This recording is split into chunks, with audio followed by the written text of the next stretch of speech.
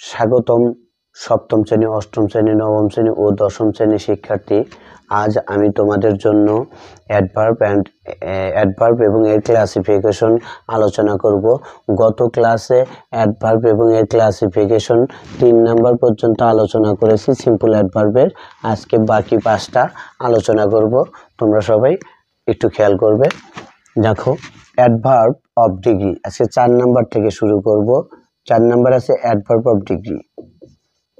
Adverb of degree, adverb of degree কাকে বলে? যে অ্যাডভার্ব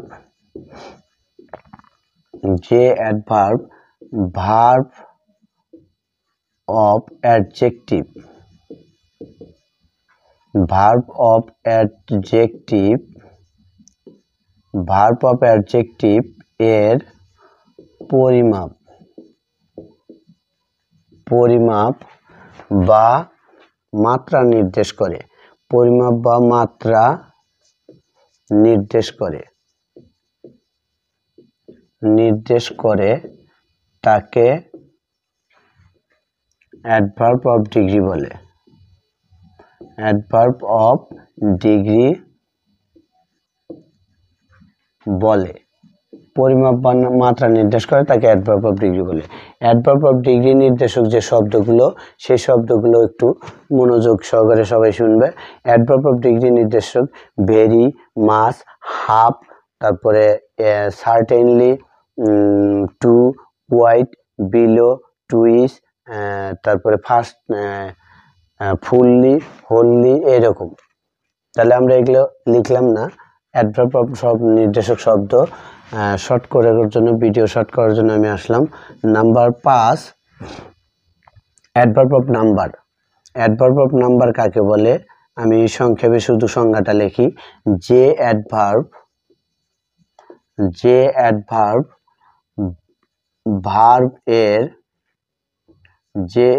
ভার্বের কার্য সম্পাদন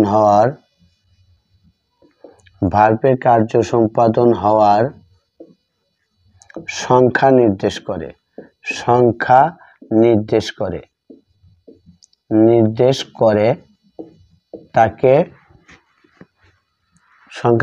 করে তাকে অ্যাডভার্ব অফ নাম্বার বলে।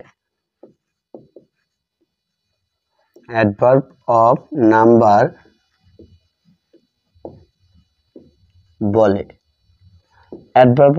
বলে। এখন অ্যাডভার্ব অফ নাম্বার নির্দেশক শব্দ, সেগুলো কি রকম?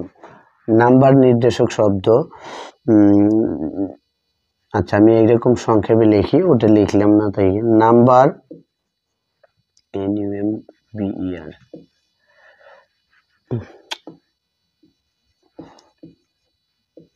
নাম্বার নির্দেশক যে শব্দ,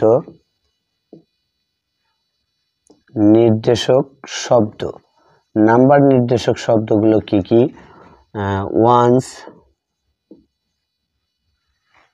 ONCE, ওয়ান্স, তারপর টুইস, থার্ড,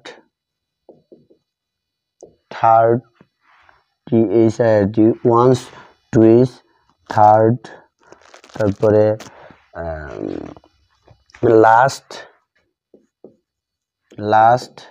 লাস্টলি, তারপরে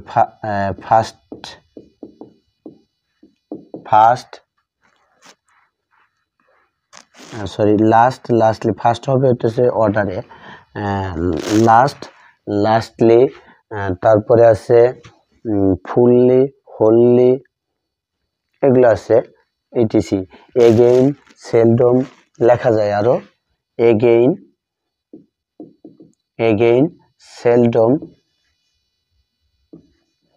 সেলডম মানে কদাচিৎ, এগেইন মানে পুনরায়, এগেইন, সেলডম, ETC। আসলে এটা যে বিশেষ দ্রষ্টব্য, সেটা হচ্ছে যে নোটটা আমরা একটু লিখি। নোট, অর্থাৎ ভার্বকে কতবার দ্বারা, হাউ মাচ, ভার্বকে কতবার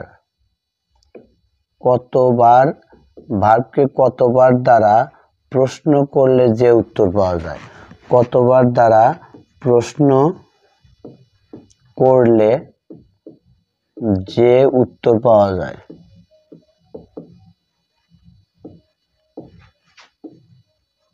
ভার্বকে কতবার দ্বারা প্রশ্ন করলে যে উত্তর পাওয়া যায় তাকে অ্যাডভার্ব অফ নাম্বার বলে। আচ্ছা, এইবার আসবো adverb of order. Adverb of order হচ্ছে ভার্বের কার্য সম্পূর্ণ হওয়ার পর্যায়কে বোঝায়। আমরা একটু লিখি, ভার্বের কার্য সম্পূর্ণ হওয়ার পর্যায়কে বোঝায়। আর এই পর্যায়টা বোঝানোর জন্য একটু মুছি।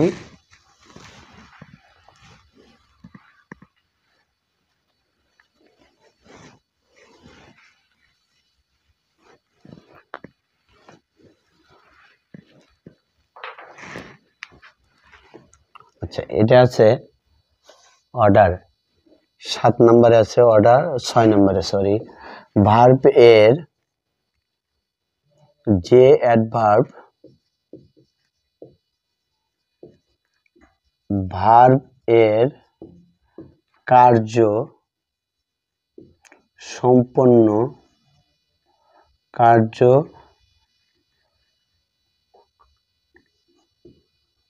সম্পন্ন হওয়ার, ভার্বের কার্য সম্পন্ন হওয়ার পর্যায়কে নির্দেশ করে, পর্যায়কে নির্দেশ করে, পর্যায়কে নির্দেশ করে তাকে অ্যাডভার্ব অফ অর্ডার বলে।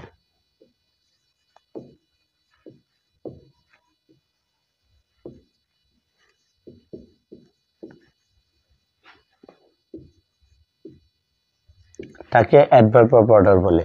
এই অ্যাডভার্ব অফ অর্ডার নির্দেশক যে শব্দগুলো first, second, third, fourth,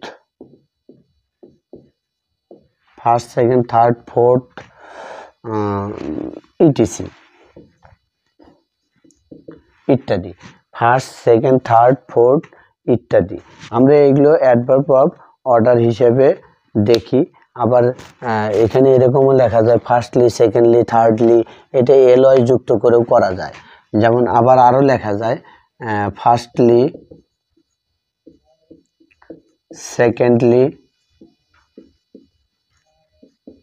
thirdly, alloy যুক্ত করেও লেখা যায়। এটা হচ্ছে অ্যাডভার্ব অফ অর্ডার, এই অ্যাডভার্ব অফ অর্ডার নির্দেশক যে শব্দগুলো, এটা আসলে কিভাবে আমরা বুঝবো? অ্যাডভার্ব অফ অর্ডার নির্দেশক শব্দ সাধারণত যে কাজটি কোন পর্যায়ে আছে, কোন পর্যায়ে বা কোন ক্রম পর্যায়ে আছে, এই পর্যায় দ্বারা নির্দেশ করলে যে উত্তরটা পাওয়া যায় তাকে অ্যাডভার্ব অফ অর্ডার বলে। এবার পরের প্রশ্ন আছে adverb of cause and effect, পরেরটা 7 number. Adverb of cause and effect, যে অ্যাডভার্ব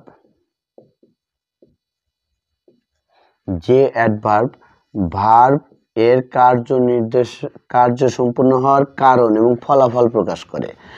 যে অ্যাডভার্ব ভার্ব এর কার্য সম্পূর্ণ হওয়ার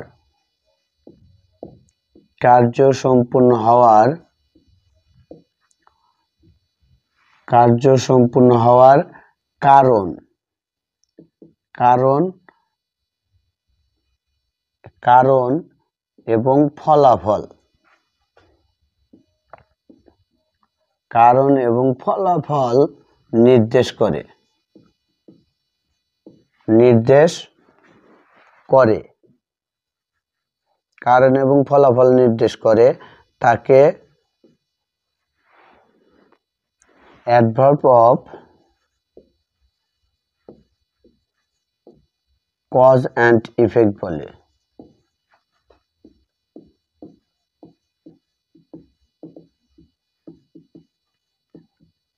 তাকে adverb and cause and effect বলে।